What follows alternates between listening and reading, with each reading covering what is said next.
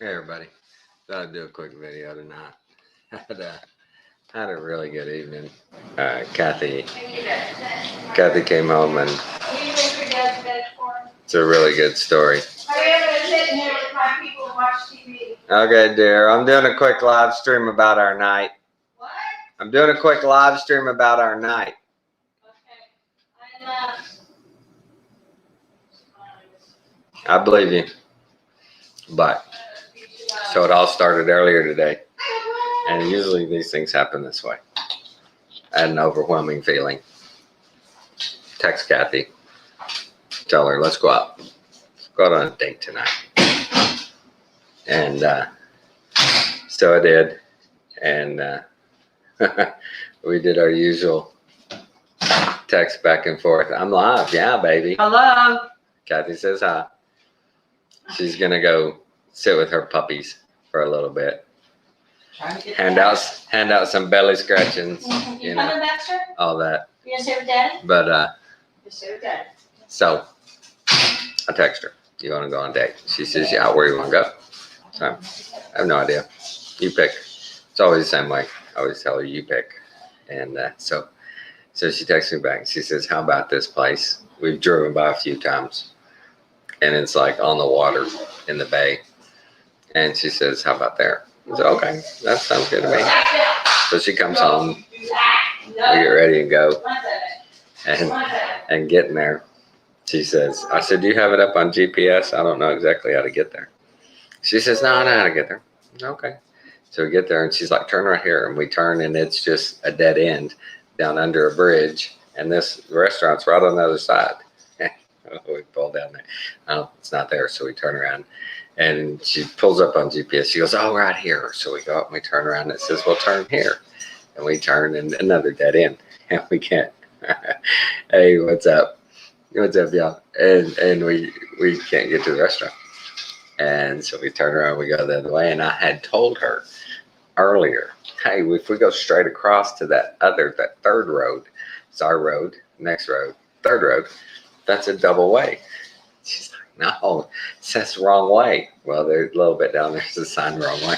And I thought, okay. So we go down, we come back, and we still don't find it. So we come, and I'm like, right here, and we turn. So we get there, and we go in, and we'd never been there before. And girls, where do you want to sit? Upstairs, downstairs, outside, inside? So we go upstairs just to see what the place is about. And they don't have paper menus, so you have to pull it up on your phone. And she pulls it up on her phone. We order drinks. She pulls it up on her phone. We look through, and I order my food. She orders her food. I ordered, if you know, Cajun cuisine, seafood in these areas. They got the little boils. So I got a shrimp boil, and that comes with shrimp and a boiled potato and a corn. And this is where it got fun.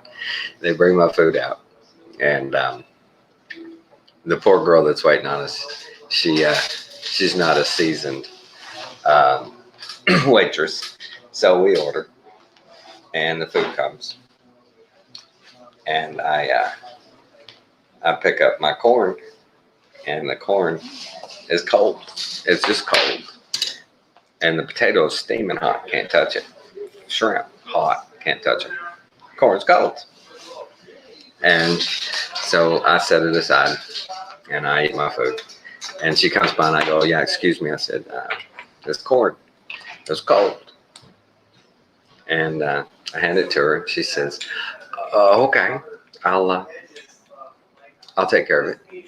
And she leaves. And I asked Kathy, because she walked behind me. I asked Kathy, I said, did she just throw that in the trash? And she goes, yeah, she just threw it in the trash. And I said, what do you think? You think she's going to bring me another corn, or do you think not?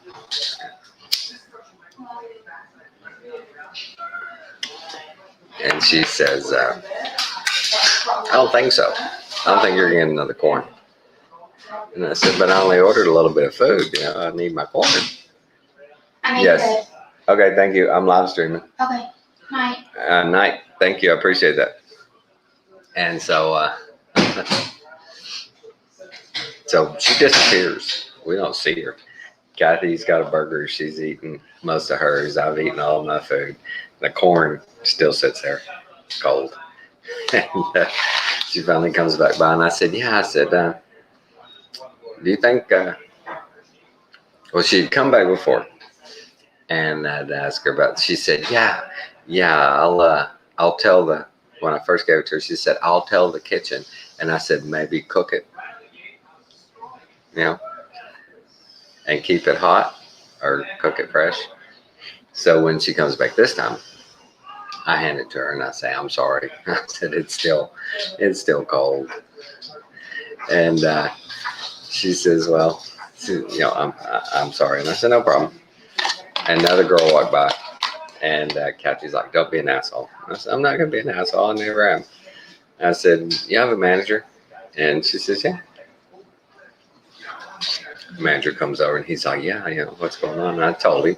I said, "Well, it came out and it was cold, and I gave it to her, and she threw it in the trash." And then she didn't come back. When she did come back, I asked her if I could get another one. She said, "Okay." She brought it, and it was cold. I said, so it's just like, I'm not complaining, but it's just a piece of corn. Do y'all not have it hot? I said, because this stuff was obviously setting. I said, I've had shrimp bowls before. He goes, yeah, yeah, yeah, yeah. He says, I'll adjust your bill. I said, whatever, but it's just a piece of corn. And so the girl comes, and this is the chance meeting. This is the beauty of God's grace, and when you're patient and your intent is right, these are the kind of things that happen. And it was a blessing for Kathy and I both.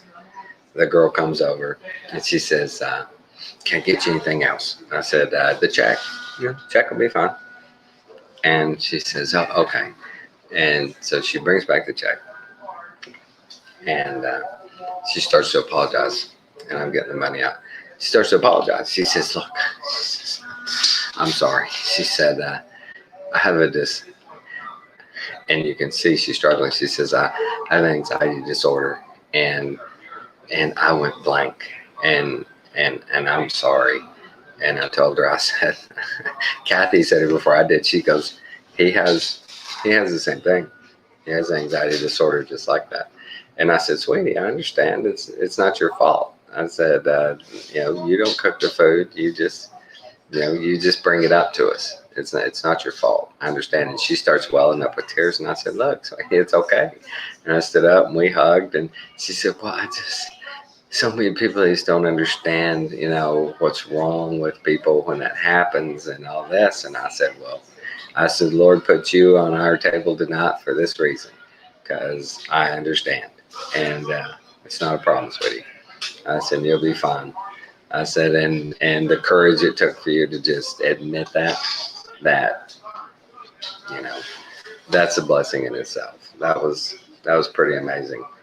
And, in the past, Kathy, if we go eat and there's something wrong with the food and I say something, she's one of those people that's just like, don't say anything. And I'm like, but I'm paying for this, man. I counted on this amount of space in my belly for that piece of corn. That's why I ordered what I ordered. And she's like, "Well, don't be rude. Don't be rude." I'm not gonna be rude. I said a lot of times, and most men will agree with this. When you're stating facts and logic, our wives feel that we're being rude to people. And it happens. But I just want to put this out there real quick. What a blessing. And just, the look on her face and the hug. And, that's the kind of stuff. When you connect with humanity and your fellow friends and fellow humans, that's nice. That was cool. That was really cool.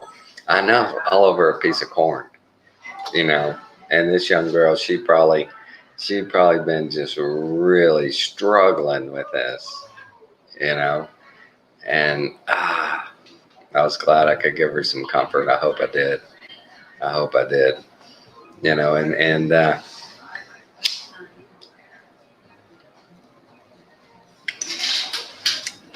all the places for us to go eat tonight, a plethora. I always tell her the same thing when we're in a new place. Let's go somewhere I hadn't been. And that was a place we hadn't been. And what a blessing. Really nice. Makes you feel good. Makes you feel good. I hope. And I tipped her well.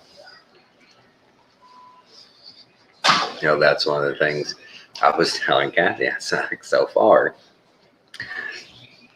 not so good at tip, but I just had a weird feeling. I wasn't judging her yet.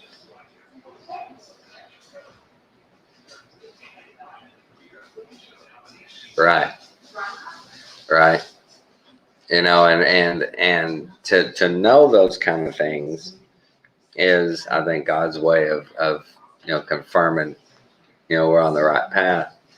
But me and Kathy, over the years, we've left rather large tips, $50 to $100 tips, and left before they got back, and never knew any outcomes. But hopefully we prayed, that was a blessing that those people needed. Like you say, the $20, that's all they needed. For one thing, was $20. Well, my hopes and our hopes are always that, hey, they needed that extra $50. They needed that $100, for their kid or to pay their rent or something. I don't know about y'all. Anybody that watches mine and Alan's stuff is, I just hope y'all are like me, that you seek out opportunities to bless people, and that you feel like it's an obligation, to put a smile on a face, to ease somebody's day, gentle, little bit of sunshine, little bit of happiness in their day,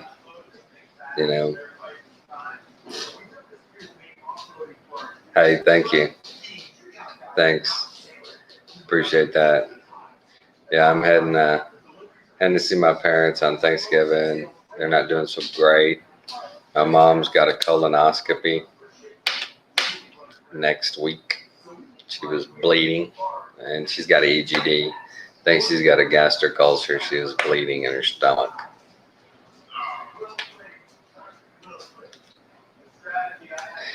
Definitely, yeah, definitely. Those people. We and I've learned that over the years is that God's blessings, if we don't use them, we lose them. And I think anybody that's been afforded a good career and economic fortune, you have to spread it around. You have to. You don't have a choice. If you don't spread it around, it stagnates and becomes evil, and it doesn't help anyone. It just hurts. But what a blessing tonight. That was really nice, when you have those things. The last one had like that was with Alan and Patrick, when we flat earthers met up at Chili's, and the girl, when I started talking to her about flat earth and then post-millennial reign, she really perked up. She was interested. She wanted to know. And, you can tell when somebody wants to know. Yeah, ouch for the stomach, right? Well, I got to watch my weight anyway. Thank God I'm not fat, or my back would really be killing me. I'd be miserable. Thank God. But we, guys, we, those chance encounters, those gut feelings, those anticipations, that I should do something. I need to go here. I need to do that. I believe that those are the good vibrations. We should follow them. We should definitely follow them, and always be open to opportunity, to bless people, and be a blessing for people. And it's fun. It feels good. That was something I try to teach my kids early, of the difference in the feeling when you give out of the goodness of your heart, and when you receive something, whether it be from somebody that loves you, something you wanted, or something you needed. There's a difference. There's a difference. And both of my kids, thank God, they understood the difference. They're very giving people. They enjoy giving, and that's important. I think more people need to understand that concept of giving out of necessity for people, giving out of people's need. It should be a joy for you to help them. It should be a joy that the Lord's put you in a position where you can help. It shouldn't be like, I'll weigh it out. Should I? Shouldn't I? It should be, yes, I can. I can help. I can do this. Feels good. I enjoy it. And I know you're not supposed to talk about it. You're not supposed to. You're supposed to be humble, and I try to be humble. But when it enlightens your heart so much, you want to talk about it. You want others to know.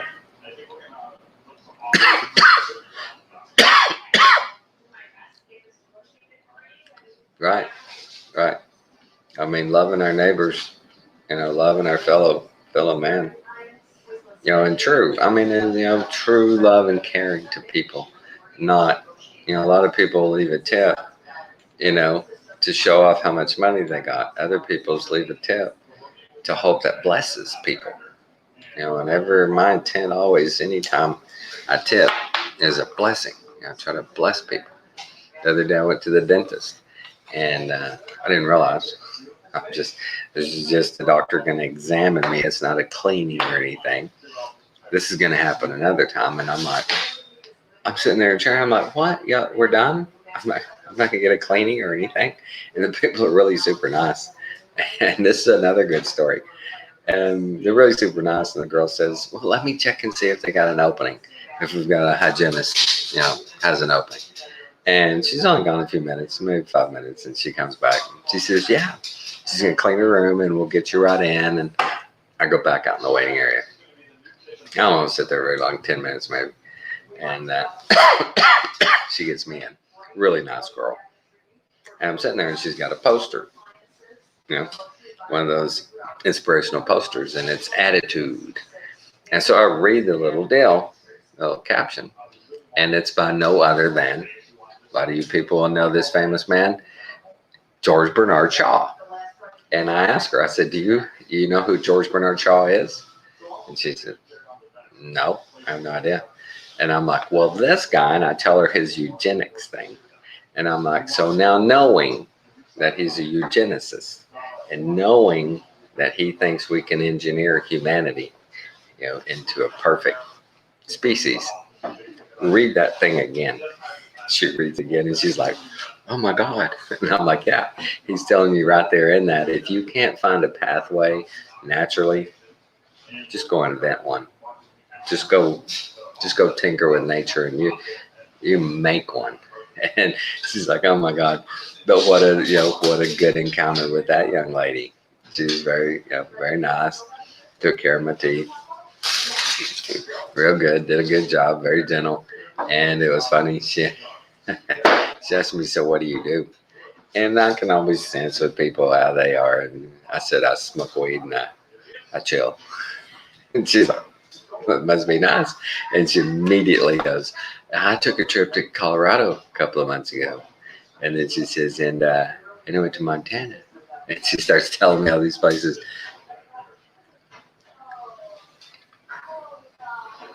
Hey, bud, man, I've tried so hard. Yeah, tried so hard. Anything I do, doing it on the narrow path, doing it for the Lord. Whether it's paying the bill or, or interacting with the dental hygienist or whatever. And I told her about premillennialism, and she was like, wow, that's interesting. And I said, yeah, think about it, sweetie. Think about it. In your short lifetime, this is all you've seen. Think about what I've seen. And then think about, and I told her my friend Alan, he's older than me, what he's seen. You tell me, really, really good interactions.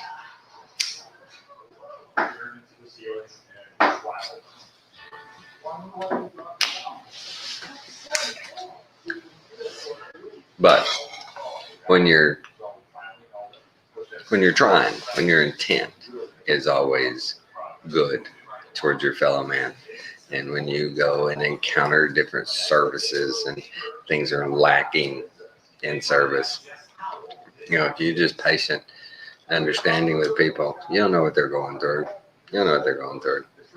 That was one of the beauties of working in surgery all those years, is you never saw the public. The only people you saw were your coworkers and the nurses and the doctors more than us, but just a momentary hello of a patient, and then they were asleep. So it was just, didn't interact with the public at all. We come to work in our street clothes, so when we walk through a building, nobody knows who we are. We usually take a stairwell up to a back door into the locker room. I could tell most people, most every hospital I ever worked at, I knew where the cafeteria was and surgery. That was it. I didn't know where anything else was. I couldn't tell you. If somebody stopped me, and actually, when I was going from lunch back to work, asked me where anything was, I'd be like, look, I'm sorry, I'd love to help you. Let's find a sign. Let's find a sign. I don't know where that is. I work in surgery. That's what I do. And probably the last 3 permanent full-time jobs I had before I started contract working, I would do the same thing. And my wife, she thought it was so silly, but it worked out every time. I would do the same thing. I would go up to the hospital I was going to go apply at, and I would just walk in the building, and whoever the first person was, if they had a greeter there that greeted me, I would be judging them on this stuff. And if they did, I'd ask them for surgery, and they would tell me, and I would go, and I would always know, okay, there's the double doors. And I'd just kind of hang out, and I'd see people come out, and I would read their name badge. If it was a surgical tech, I'd go, excuse me, and I'd strike up conversation. I'd ask them, I'd say, how long have you worked here? And they're like, oh, well, 2, 3 years, whatever they would say, and I'd be like, it's a good place to work.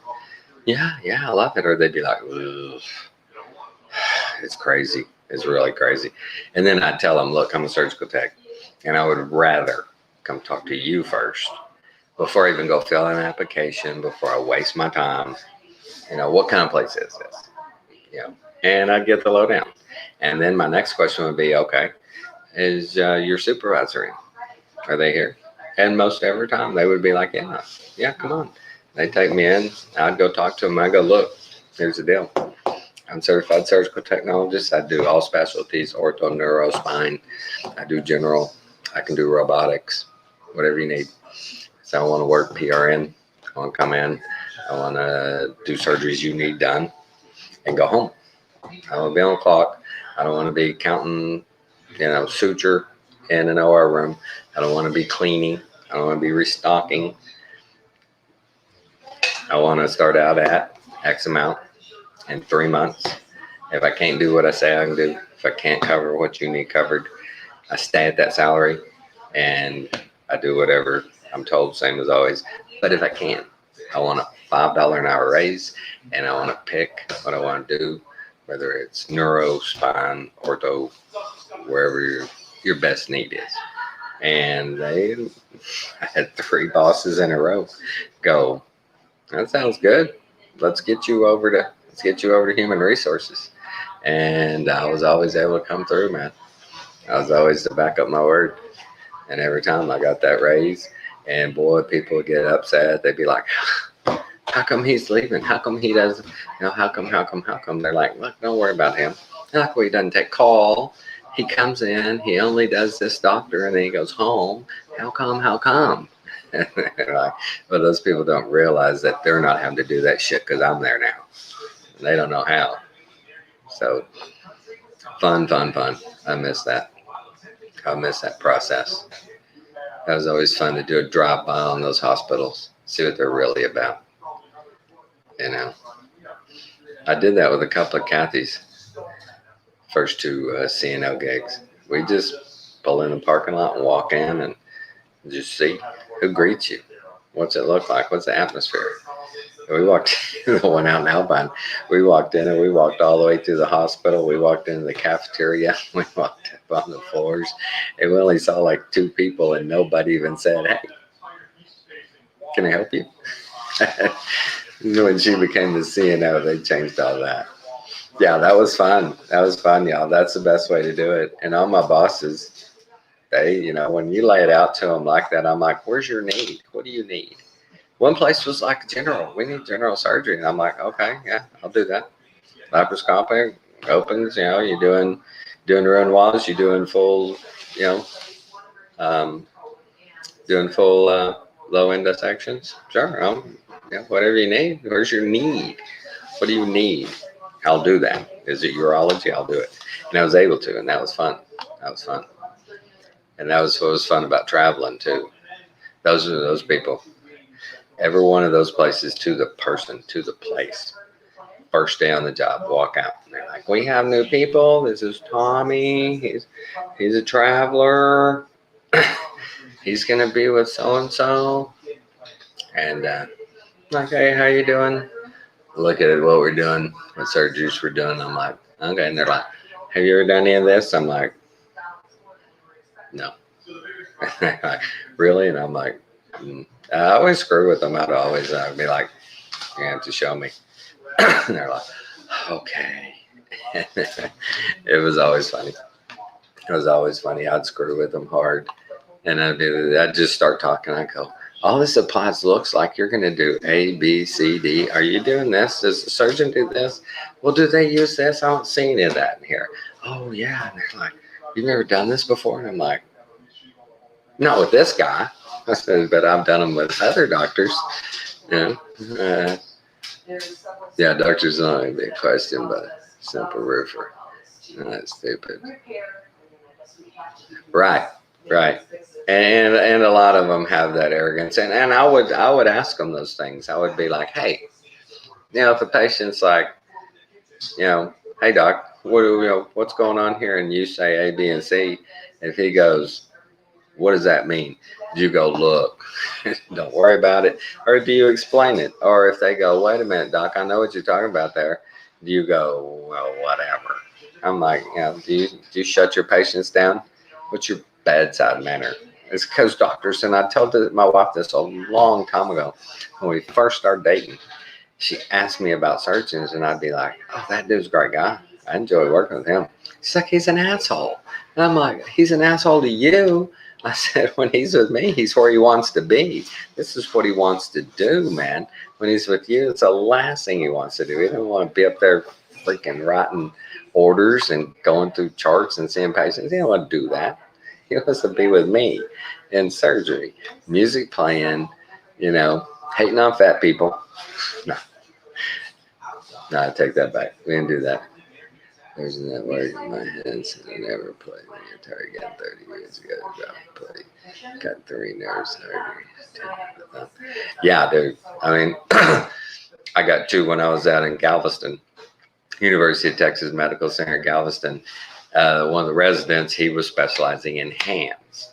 And we did a 6-hour surgery on this dude's hand that got in a freaking skill saw. Cut halfway through his hand. It was nasty. It was nasty. But that was fun when you get to sit there and you go through that anatomy and you find a string of tendon and sit there and pull and you see it. Okay, it is still attached back here. Okay, that's that. We hang a mosquito hemostat on it. Okay, that goes there. Now, where does it go to? What is our anatomy? Okay, that one's here. It goes to the first finger. Where's the first finger in? That was crazy. Yeah, yeah. 6 hours, 2 surgeons. No shit, dude. I've been in those. Those are tedious. Oh, those are tough. Those are tough. Yes, dear. I just did. Oh, Kathy, that's funny. It's cooling off here, and she's turning the fans off. I'm cold. He texted me and I was untangling myself out of bed. Oh yeah, I mean when you reattach that stuff to get things working again. One of the fun things. I was in Clarksville, Tennessee, and they posted a surgery, and it was let me remember exactly the word. It was oh man, I'm going to forget that, aren't I?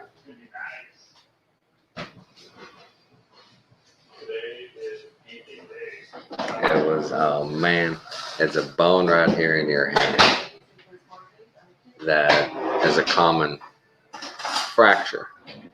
And when you fracture that bone, 1 second.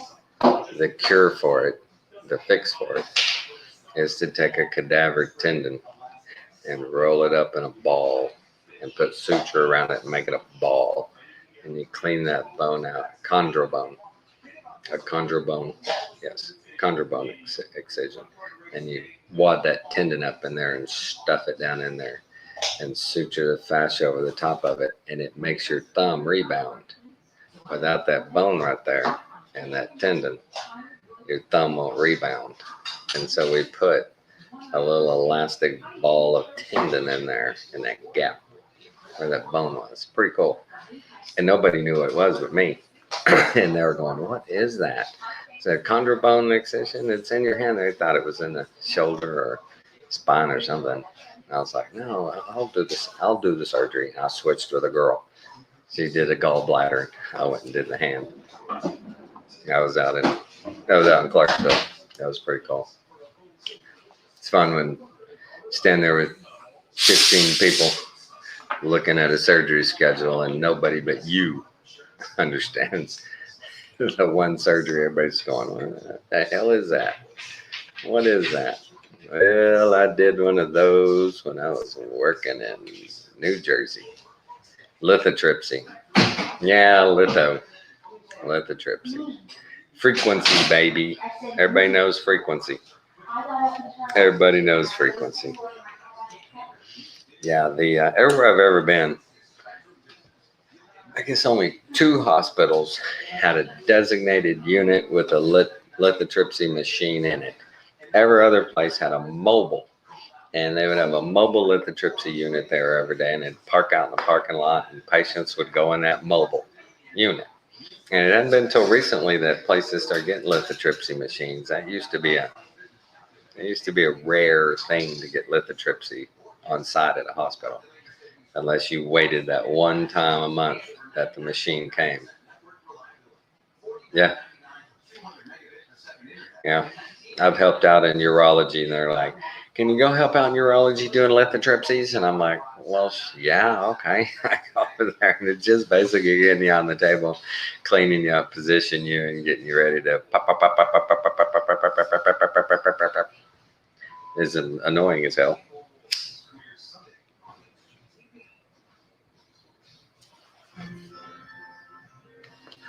So, lithotripsy on the macro scale, the new little fiber optic lasers, frequency, right? Light frequency, lithotripsy frequency.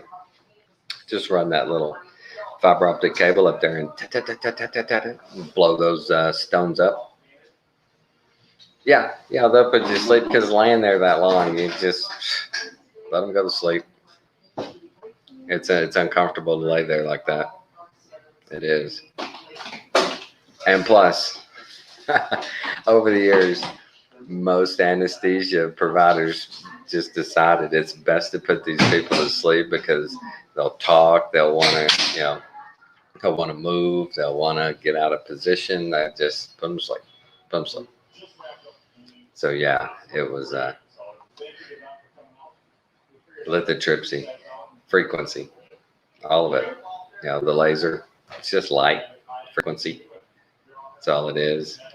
If y'all have watched Fat Kenny's new stuff, felt like a guitar string hitting hard. Yeah, I mean that frequency, boom, boom, boom. You can feel it. Sure, you can feel it. Why? It's real. It's a real thing. It's a real thing. I remember back when I was working in Midland doing neuro when they first came out with a harmonic scalpel. That was pretty crazy. Everybody was tripping on that, right? Yeah, everybody's tripping out on the harmonic scalpel and it had a big round bulb, white bulb head on it. And we use it in brain surgery and it used frequency to just emulsify the brain tissue and suction. Had a little suction tip with it. Suction and emulsify at the same time. And then they came into laparoscopy and all that. All their laparoscopy instruments had harmonic scalpel. Just annihilate it with frequency. With frequency. Yeah, earlier in my career, it was kind of like, it felt like Vietnam a lot of times, nothing like the smell of burning flesh in the morning, because that was the first thing, because we use cautery. And then when we went to harmonic scalpels and stuff and different things, especially laparoscopy, it just doesn't smell the same as burning it with pure electricity. Just a flame, a lightning rod.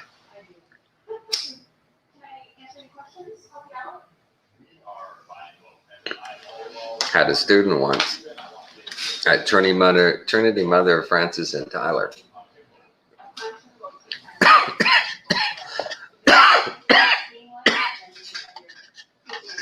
We're doing a hemorrhoidectomy and everything's going real good, and I'm letting her do most everything.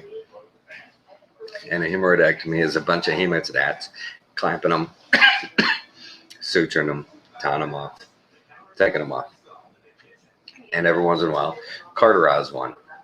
So the doctor a couple of times held up a hemostat and he told her cauterize it. So you just touch it to the hemostat and it'll cauterize down the tip. Well, just out of the blue, he picks up one of the hemostats and she just goes and lays the fire to it. He's like, what the hell are you doing?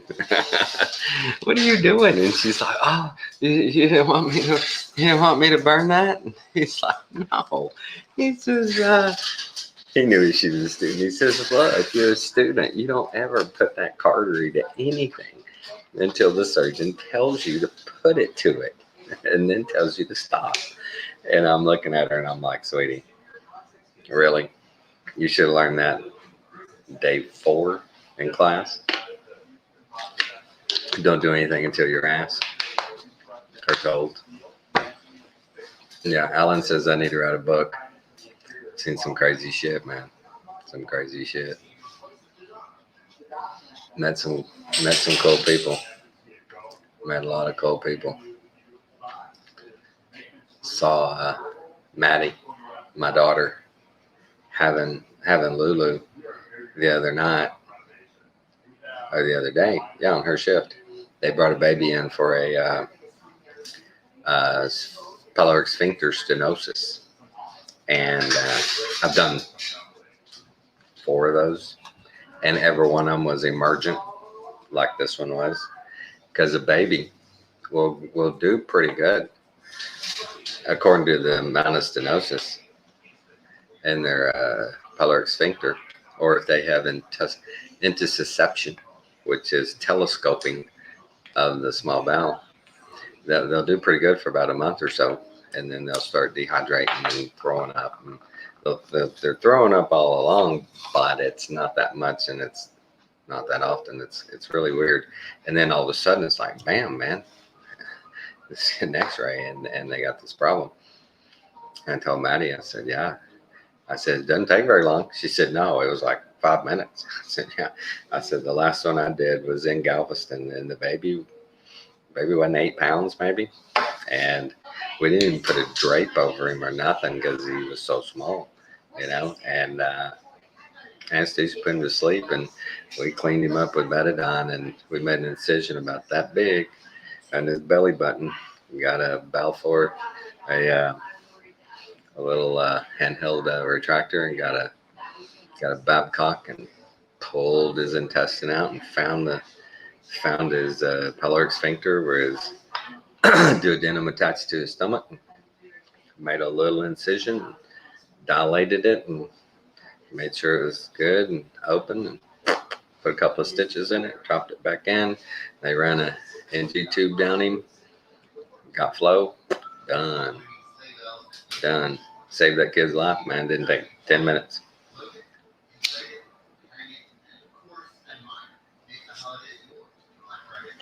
Like the song says, it's the little things. It's the little things. Oh, the dude that came in Midland from the rodeo that got gored in his stomach and in his chest, got part of his lung. That was about a 15-minute surgery. Get him to sleep, put him on his side, cut a slit, put a scope in there, look in there, put a clamp in there, clamp it, put a stapler in, stamp it, done. Inflate the lung, no leaks, put water in, no bubbles, done. Stitches gone. Crazy. And all this shit happens, boom, boom, boom, boom. Just like that.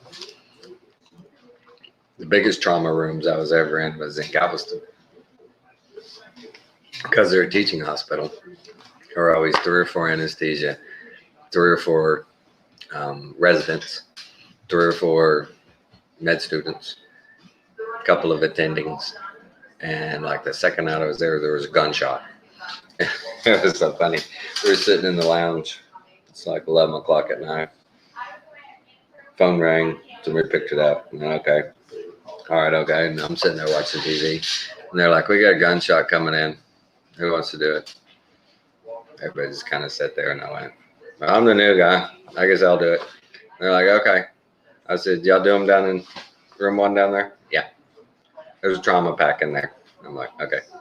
So just go down and just start opening up, like no big deal. This is the trauma unit. Everybody's like, if this excites you, if this gets you all, what are we gonna do? You're in the wrong place. So just so casual.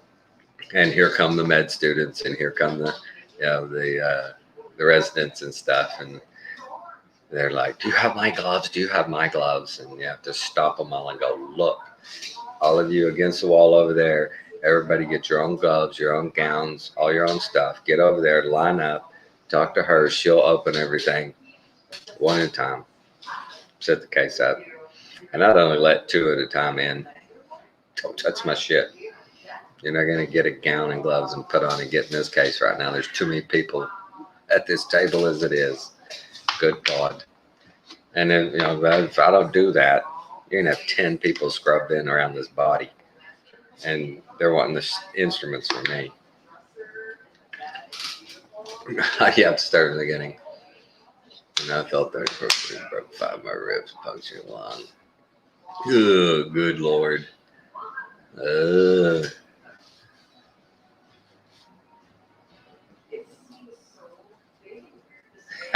It took me home after you took a crap. Hey, a lot of times, dude, there's nothing surgical. There's nothing we can do. You just, your shit will bounce back, and that's one of the best signs. Once you can take a shit, all your system's working again.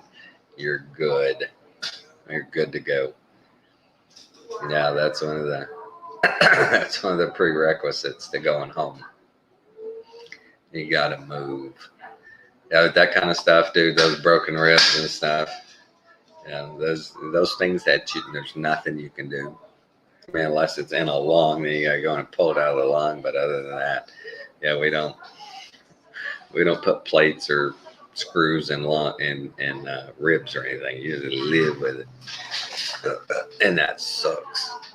That's been my pain the last couple of days. I had a rib out on the right side that was making it hard to breathe. I went on the left side that was poking in my stomach, making my stomach upset. So I went to the chiropractor, man, laying on the table, and when he hit that one right there, got it off of my lung. Oh, I could breathe. That was so nice. But John, no, I just want to get on and talk about that little encounter tonight. That was fun. The look in her eye and just the appreciation that somebody understood and had some sympathy for her, and it wasn't going to give her a hard time.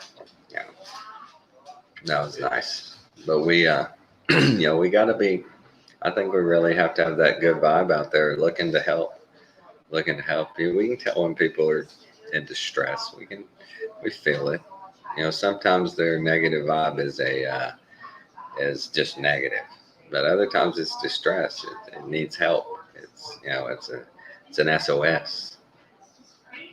So try to be discerning for those people. They're hurting.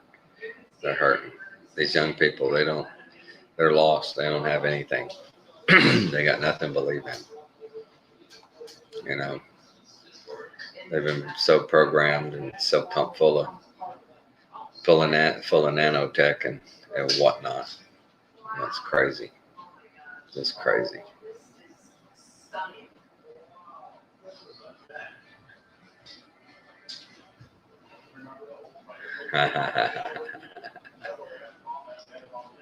Hey, thank God for nurses, man. Thank God for nurses. That was something in the OR that I never dealt with.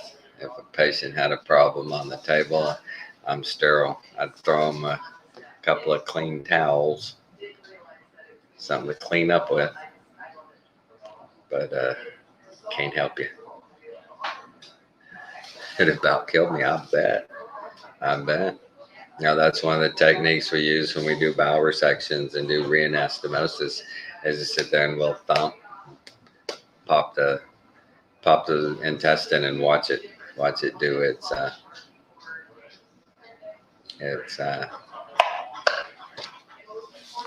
vesiculating its movement.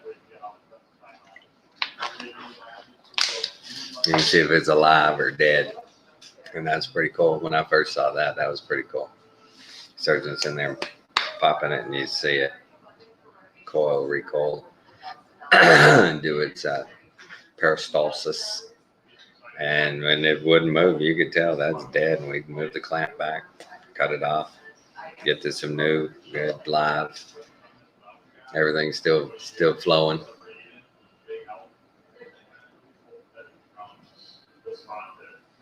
Hey, that's one of those things there, is healing. I completely believe healing is your intent. Do you want to heal? Do you want to be healed? Do you want to get better?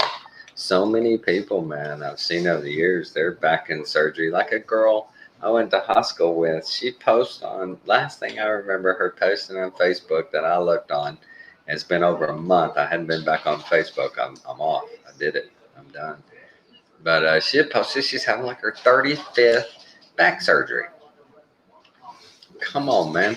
I've seen people that, have scoliosis and have had to have the Harrington rods and full spinal fusion and stuff. And she's not one of those, but she's addicted to surgery.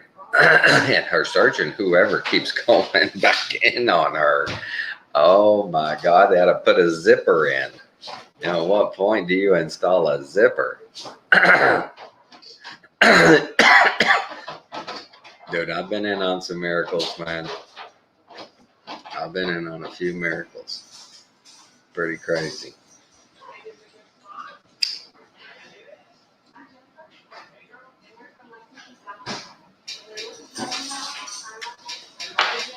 But that's all. I guess I just wanted to do a quick video, and it's almost an hour.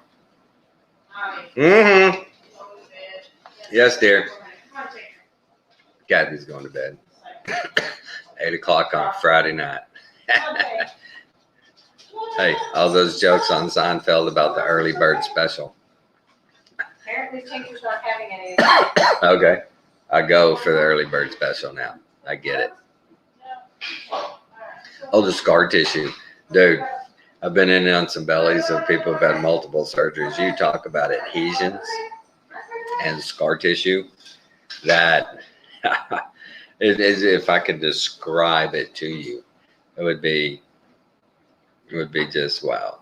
The texture, the smell, the just the visual of that connective tissue creating adhesions all throughout the abdomen from organ to organ, and it's just a process of just working through it and freeing organs up and stuff. Pretty crazy.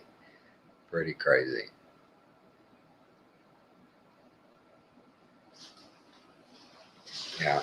I just wish I just wish more people could have seen the things I saw. You know, the first time I held a beating heart, you know, the first time I saw that cap come off of a skull and there's the brain, you know, and you can tell, boom, right away, abnormal looking spot. Wow. And the dura, you know, the dura and the spinal column and the dura over the brain and the texture of it and the tissue itself.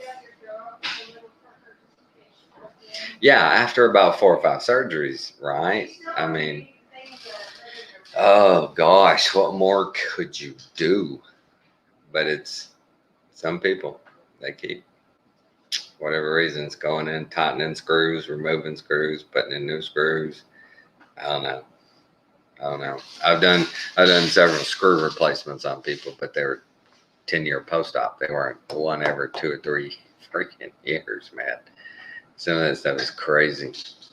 But you know, working in this field and seeing the things I did, I was blessed. I came in at a time where there's a transition from open abdominal surgery to laparoscopic surgery. I came in at a time where it was going from analog alignment for orthopedic spine to digital alignment, computer alignment, robotics. Robotics came in. I got to see Brain Lab, where you actually take a MRI of a brain and put it in a computer before you even go in the patient's skull. Have them set up in a frame, put a little pointer on their skull, and on the screen you can see 3D right over top of the tumor. So we used to take a cap this big outside of your head to go for a tumor that big. But now, because you can pinpoint it, this is what was so amazing. You can pinpoint so close, we were taking caps this big. Or just taking small little caps. We should take a big one. Then we start taking way smaller. Pretty crazy. People used to have those big old scars inside of your head. Y'all seen people. Yeah. Doing those flaps. Oh my God. Nothing bleeds like your scalp. Oh, your scalp plates.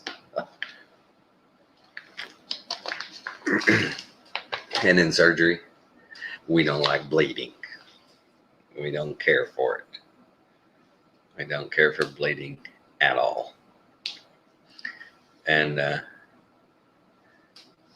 nobody dies in surgery. They die somewhere else. Another floor, another unit.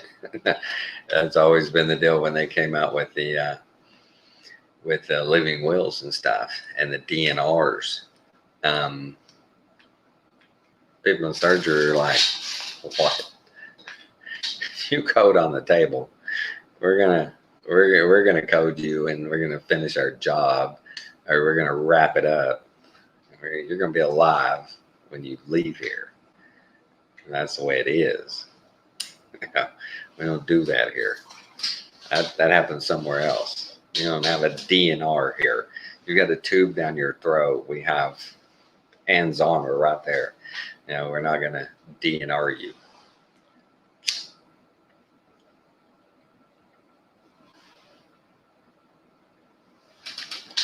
Well, guys, it's good to get this stuff out. My PTSD has been kicking in lately. I've been thinking a lot about surgery. Been missing it. It's that time of year. It's kind of weird.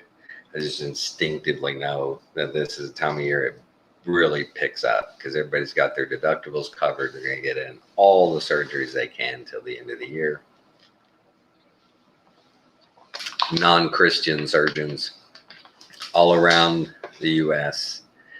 will work Thanksgiving weekend, Christmas weekend. And it was funny everywhere I've ever been. They knew like the weekend, Thanksgiving weekend, they start scheduling stuff on like Thanksgiving afternoon and Friday and Saturday. And the call crews are getting calls going, yeah, Dr. So-and-so's got, what, are you kidding me? And they're always foreigners. They don't care about our holidays, man. They do surgery. They got call crews for a reason, man. And that's why I always work PRN, because I never had to take those holiday calls. Never. Because I knew those guys, they do it every time. They're the guys, they're the most arrogant guys that they come to a new place and they start dissecting rocks. Hey, me and Alan we were looking at one that looked like, to me, it looks a lot like large, looks like colon and some small intestine. It really does. Yeah. Alan is he's lucky. I was looking in a drawer a while ago, and I got a vial of lidocaine, and I still have some suture, and I have scissors, and I have a needle holder. I have all that. So if he gets hurt too bad, we'll stitch him up. We'll do it live. Yeah, and we'll do it with no anesthetic.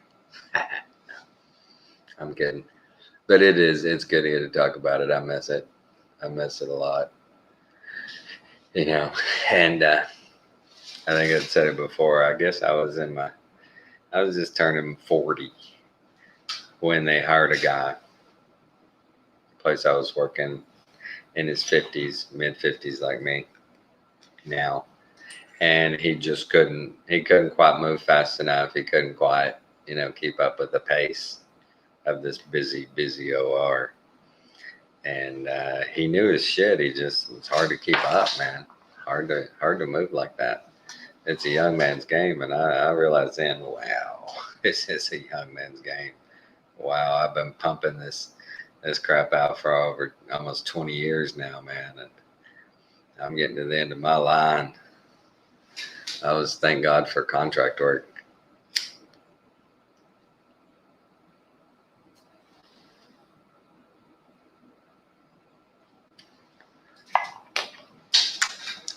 Transverse colon. Yeah, that's what I was talking about, Alan. No joke. That's what it looks like to me. And guys and gals, on this whole deal about rocks, that's anything that I see is surely going to be identifiable to what I've seen. Hands on, not from a picture or anything, what I've seen. A shot of tequila, at least. Yeah, a shot of tequila. But, Alan doesn't really drink. So I'm going to give him one of those dog chews, those dental chews. He gets the big dogs to bite on her. But, all right, guys, I'm going to wrap this up. It's at an hour. Thanks, guys, for tuning in. And just remember, man, you never know when you get an opportunity to bless somebody. And, Alan had said it before, and I believe it too. Without good works, where are we as Christians? Where are we? If you can't show some Christian love and compassion, what good are we? So everybody have a good night. God bless. Good vibrations, good discernment. Love you all. Good night.